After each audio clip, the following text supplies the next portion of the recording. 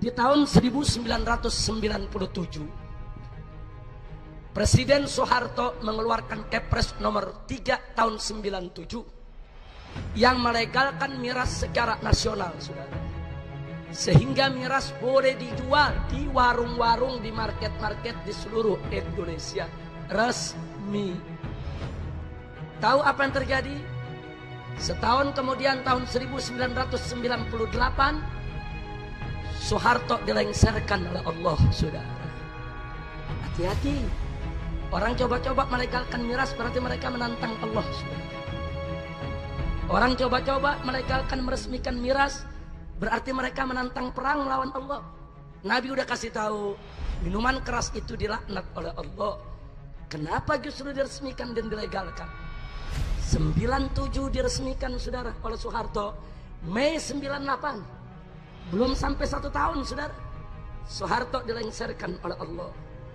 Semenjak saat itu reformasi, saudara.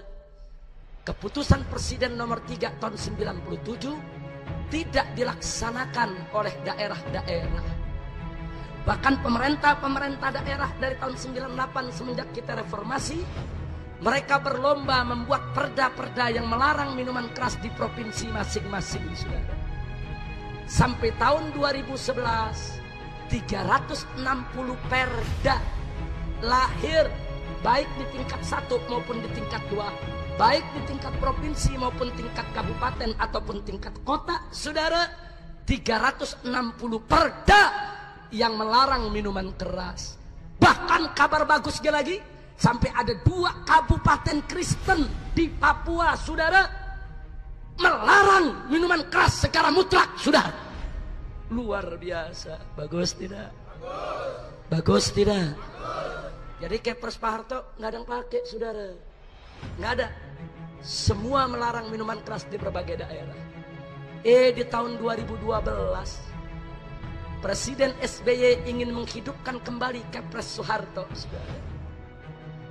Presiden menegur Menteri Dalam Negeri, kenapa di daerah-daerah banyak perda-perda yang melarang minuman keras, padahal ada keputusan presiden minuman keras nggak boleh dilarang.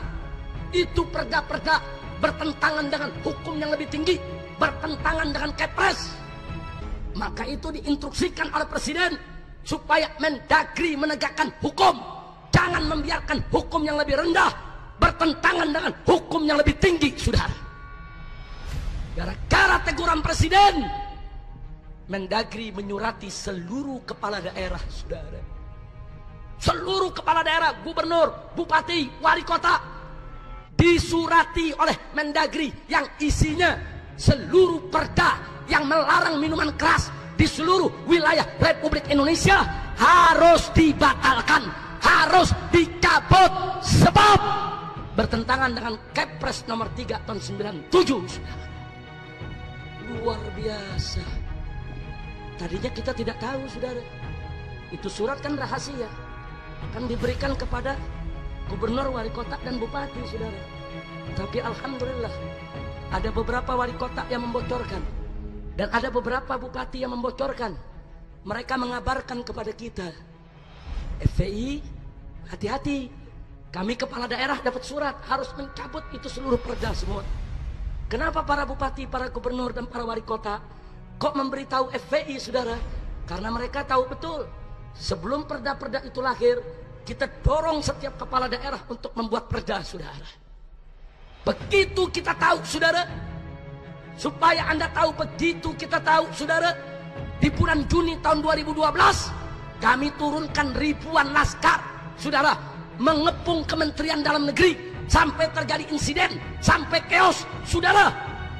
Pagar Kementerian Dalam Negeri dirubuhkan oleh para laskar, kaca-kaca dihancurkan, saudara. Kocar-kacir itu yang namanya pegawai Kementerian Dalam Negeri, saudara. Kenapa itu harus terjadi? Karena Menteri Dalam Negeri tidak mau dialog, tidak mau diskusi, tidak mau menerima para pendemo, saudara. Begitu kejadian itu, saudara, baru Mendagri mengundang kami untuk berdialog.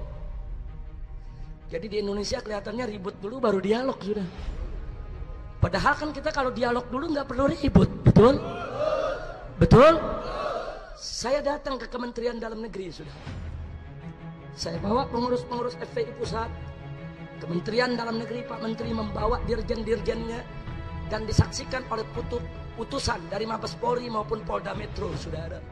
Singkat cerita, saya tidak ingin bercerita soal perdebatan kami, tapi keputusan akhirnya Menteri Dalam Negeri, saudara, membebaskan kepala daerah. Boleh mau mencabut, boleh juga tidak, saudara. Nanti ada ancaman, kalau tidak dicabut, kepala daerah bisa diberhentikan dari jabatannya, saudara. Nah, tapi ada hal yang menarik. Apa kata Pak Menteri Habib Rizik? Walau bagaimanapun juga, saya ini putra seorang ulama besar di Sumatera Barat. Waktu itu, saudara, Gumawang Fauzi sebagai Menteri Dalam Negerinya. Habib, saya sebagai seorang muslim, sebagai putra seorang kiai, tentu saya juga tidak setuju kalau minuman keras ini dilegalkan. Tapi baik, Habib, saat ini menterinya saya. Tapi kan besok menterinya belum tentu saya. Kalau besok menterinya bukan saya, bisa terjadi hal serupa. Dia akan buat lagi itu surat. Seluruh gubernur akan dipaksa, saudara, untuk membatalkan perda. Karena itu saya sarankan kepada Habib dan kepada FPI, gugat saja keputusan Presiden nomor 3 tahun 97 agar dibatalkan oleh pengadilan. Kita terima, saudara, tantangan tersebut. Saya bentuk tim, saudara. Kami dari DPP FPI, kami kumpulkan puluhan pengacara, puluhan ahli hukum, bentuk tim, dan kami ajukan judicial review, saudara, ke Mahkamah Agung. Kenapa bukan Mahkamah Konstitusi? Karena tingkatnya Kepres, saudara. Kalau yang kami gugat itu undang-undang, itu baru ke Mahkamah Konstitusi. Karena yang kami gugat adalah keputusan Presiden, itu diajukan ke Mahkamah Agung. Kita gugat, saudara. Kita buat legal opinion, kita buat pembelaan, yaitu terhadap keinginan umat yang ingin agar minuman keras itu dilarang, saudara. Dan kita sebutkan alasannya berdasarkan ajaran agama Islam, juga agama-agama lainnya. Tidak ada agama yang menghalalkan minuman keras, saudara. Enggak sampai di situ, kita sebutkan negatif, saudara, dampak-dampak yang ditimbulkan dengan minuman keras. Dan alhamdulillah, bulan Juni tahun 2013, Mahkamah Agung mengabulkan gugatan FPI dan menyatakan bahwa Kepres nomor 3 tahun 97 dibatalkan, saudara. Batal, hapus, saudara. Begitu dibatalkan, istana kalang kabut, kementerian kalang kabut, saudara. Kenapa? Karena kalau itu dibatalkan, saudara, berarti minuman keras di seluruh Indonesia ilegal, tidak punya izin. Loh, kok bisa? Sebab seluruh izin minuman keras itu bersandar kepada Kepres ini, saudara. Departemen Perdagangan mengizinkan minuman keras diperdagangkan berdasarkan Kepres nomor 3 tahun 97, saudara. Departemen Industri mengizinkan pendirian pabrik minuman keras berdasarkan Kepres nomor 3 tahun 97, saudara. Kepres nomor 3 tahun 97 dibatalkan. Kalau dibatalkan, berarti putusan Menteri Perdagangan, Menteri Industri, semua menteri yang bersandar kepada Kepres tersebut batal demi hukum, saudara. Jadi biar Anda tahu, kami diundang oleh pemerintah, saudara, dibujuk. Karena Presiden, saudara, ingin buat keputusan baru untuk melegalkan kembali minuman keras. Kami tolak. Kemudian Presiden melemparkan tanggung jawab kepada DPR. Kami diundang oleh DPR.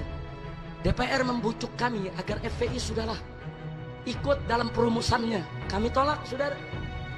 Lalu apa yang terjadi? Karena tekanan, yaitu pengusaha konglomerat yang punya pabrik minuman keras, SBY menyerah, saudara.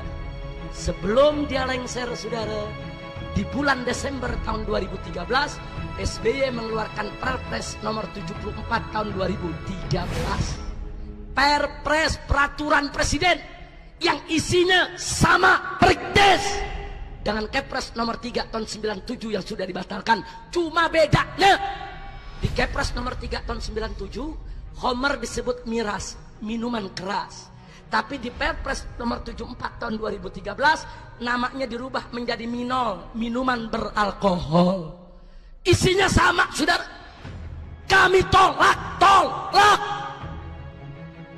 Nah, lalu apa yang terjadi setelah itu, saudara?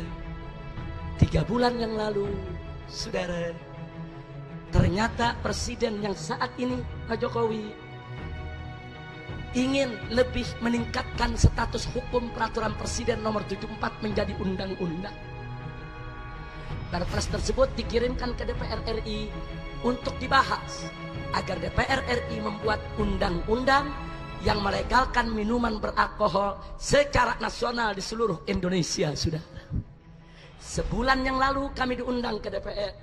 Lagi-lagi DPR minta pendapat kami dan membujuk kami untuk kami bisa merestuinya. Kami katakan tidak, saudara. Negeri macam apa ini? Peraturan minuman keras sudah kami gugat secara prosedur, secara hukum, secara konstitusional. Kita sudah menang. Begitu kita menang, pemerintah bikin peraturan baru untuk melegalkan miras kembali. Kurang ajar. Jadi pemerintah nggak menghargai putusan Mahkamah Agung dong. Kita rakyat disuruh taat hukum, tapi pemerintah tidak mendidik kita, mencontohkan kepada kita untuk taat hukum. Hukum sudah dibatalkan, kenapa harus dihidupkan kembali?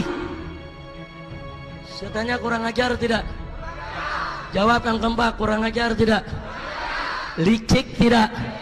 Licik tidak? Ini licik, saudara. Nah, maka itu kita tunggu hasilnya, saudara. Sekarang DPR lagi membahas, saudara. Mungkin sebulan, 2 bulan, 3 bulan lagi DPR akan mengumumkan undang-undang minuman beralkohol, di mana minuman keras akan diizinkan kembali untuk didistribusikan di seluruh Indonesia. Saudara, kami FPI sudah berjuang dari tahun 1998. Perang jatuh bangun melawan minuman keras, saudara. Ribuan laskar kami dari Sabang sampai Merauke keluar masuk penjara gara-gara perang melawan minuman keras, saudara. Bahkan tokoh-tokoh kami di daerah yang diculik, yang dianiaya, yang dibunuh, saudara, gara-gara perang melawan minuman keras, saudara. Dan baru 2013 kami menikmati kemenangan tersebut, saudara, di mana akhirnya keputusan presiden yang melegalkan minuman keras dibatalkan oleh Mahkamah Agung, saudara. Perjuangan yang sudah belasan tahun, saudara, kami rintis, kami perjuangkan dengan susah payah. Tahu-tahu sekarang mau dibatalkan begitu aja sama presiden dan DPR. Baik, saudara, kalau begitu cara presiden dan DPR, maka kalau besok minuman keras dilegalkan kembali, saudara, kami tidak akan tuntut lagi ke pengadilan. Kami tidak akan mau judicial review lagi. Kami nggak mau ke Mahkamah Agung, kami nggak mau ke Mahkamah Konstitusi, saudara. Sebab kalau kami tuntut lagi di Mahkamah Konstitusi, nanti kami menang lagi, dibikin lagi peraturan baru yang melegalkan. Capek tidak? Capek tidak? Nah, kalau begitu jadi bagaimana, Habib? Ya sudah, kalau pemerintah ngotot mau melegalkan minuman keras, saya akan ajak umat Islam dari Sabang sampai Merauke. Yuk, mari rame-rame kita perang terbuka melawan minuman keras, saudara. Takbir! Siap ganyang minuman keras, siap hancurkan minuman keras, siap bakar pabrik minuman keras. Takbir!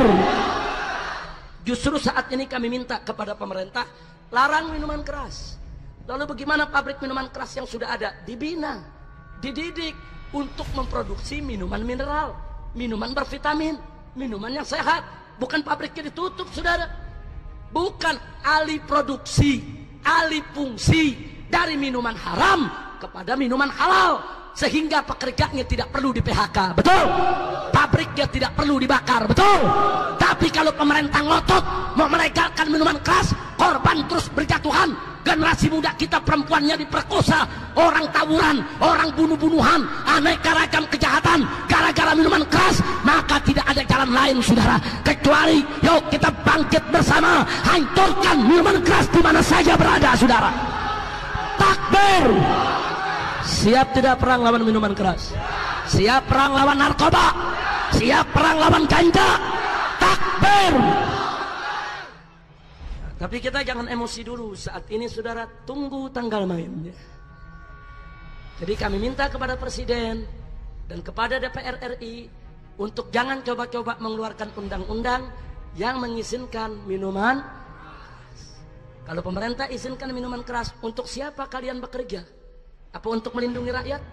Apa untuk melindungi yuyun-yuyun yang lainnya supaya tidak diperkosa, saudara? Kalian bekerja, saudara, untuk siapa? Kalau kalian izinkan minuman keras, kalian bekerja untuk pabrik minuman keras. Kalian bekerja untuk pengusaha konglomerat yang punya pabrik minuman keras. Kalian bekerja untuk hotel-hotel berbintang yang menjual minuman keras. Jadi kalian bukan bekerja untuk rakyat, bukan bekerja untuk negara, bukan bekerja untuk bangsa. Kalian bukan menjunjung Pancasila yang sila pertamanya adalah ketuhanan yang Maha Esa, tapi kalian semua menjunjung tinggi Pancasila yang sila pertamanya adalah kesetanan yang luar biasa. Betul? Takbir. Sallu ala Nabi. Kami diundang ke DPR, saudara. Apa orang DPR mengatakan, Habib Rizik, ini apa-apaan ini FPI?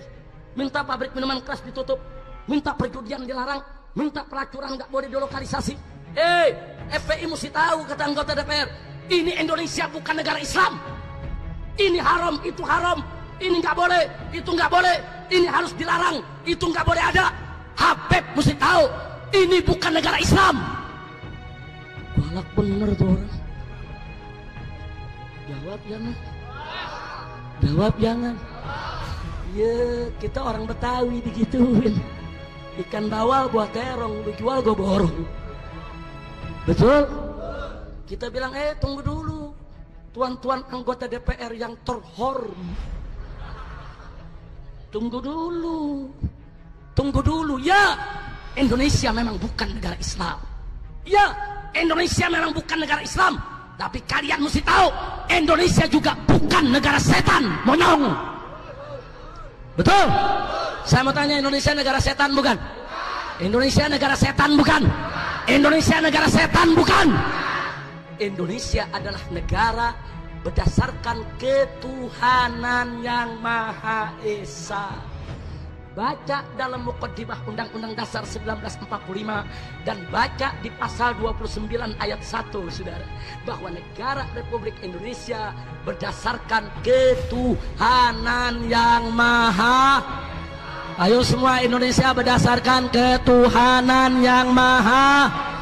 Jadi Indonesia berdasarkan kesetanan atau ketuhanan? Kesetanan atau ketuhanan? Bagus tidak?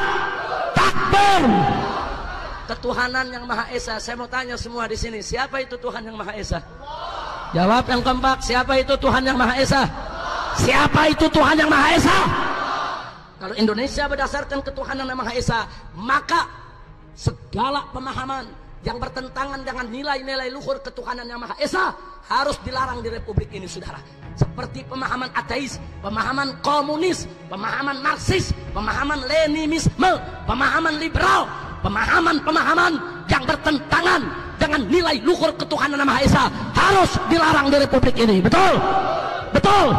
Begitu juga perbuatan apa saja yang bertentangan dengan nilai-nilai luhur ketuhanan yang Maha Esa wajib dilarang di negara Republik Indonesia, sudah. Saya mau tanya, apakah pelacuran sesuai dengan nilai luhur ketuhanan yang Maha Esa?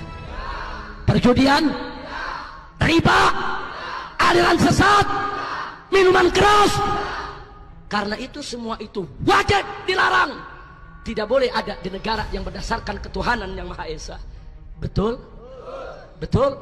Saya sampaikan kepada anggota DPR, ini bukan negara setan. Ini negara berdasarkan ketuhanan. Jadi kalau ada kiai, ada habib minta pabrik minuman keras ditutup, tempat pelacuran ditutup, tempat perjudian ditutup, mereka sudah Pancasilais, mereka menjunjung tinggi sila pertama dalam Pancasila, ketuhanan yang Maha Esa, bahkan mereka mengamalkan itu. Betul? Betul? Justru pejabat-pejabat yang mengizinkan minuman keras, yang melokalisasi pelacuran, yang membiarkan kemungkaran, berarti mereka memperkosa Pancasila, mereka injek-injek Pancasila, mereka yang menjadi pengkhianat Pancasila. Betul? Takbir. Dan kita sampaikan di depan DPR, sudah. Kalau Anda ngotot pabrik minuman keras mau diizinkan, kalau Anda ngotot tempat pelacuran mau dilokalisasi, saya usul, kalau begitu Pancasila sila pertama rubah saja, jangan ketuhanan yang Maha Esa, tapi kesetanan yang luar biasa. Rubah saja, jadikan Pancasila satu, ketuhanan yang Maha Esa. Bagus tidak? Bagus tidak? Bagus tidak? Implementasinya, maksiat nggak boleh ada, komunis nggak boleh ada, begitu dong. Betul? Nah tapi ini Pancasila, satu ketuhanan yang Maha Esa. Gablay di mana-mana. Ngawur tidak? Ngawur tidak? Masya Allah, kira-kira jelas tidak? Waru abis itu bentak begitu, anggota DPR nganggu. Oh begitu. Oh begitu Habib ya. Oh iya, kalau Anda mengizinkan Anda pengkhianat Pancasila. Anda pemerkosa Pancasila. Betul?